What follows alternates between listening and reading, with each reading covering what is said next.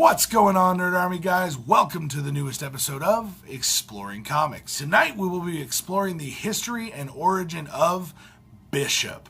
Now this guy is actually a really great member of the X-Men team, and I was really excited when this one was on my list. Bishop first appeared in Uncanny X-Men number 283. He was a time-traveling bounty hunter sent back in time to stop a futuristic time-traveling villain, Fitzroy.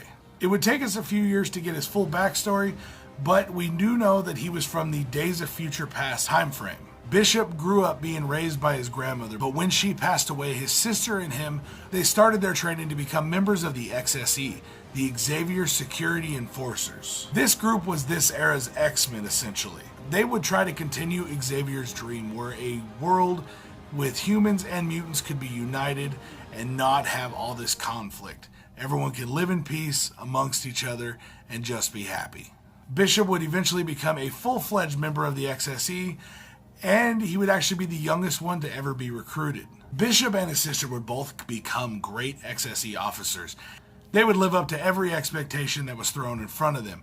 But one day they were on patrol together and they were ambushed by a mind-controlling villain. The villain would take control of Bishop's sister Shard and would make her attack her brother.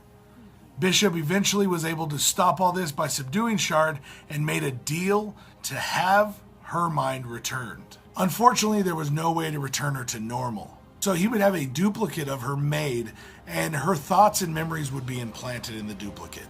The deal that was casted was actually that Bishop would work for a stranger named The Witness. The Witness would eventually be revealed to be Gambit, the last surviving member of the X-Men.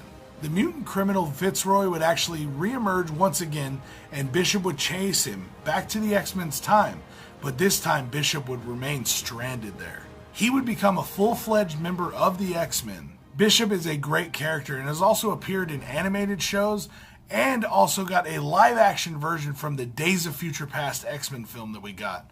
That one was so awesome and so cool.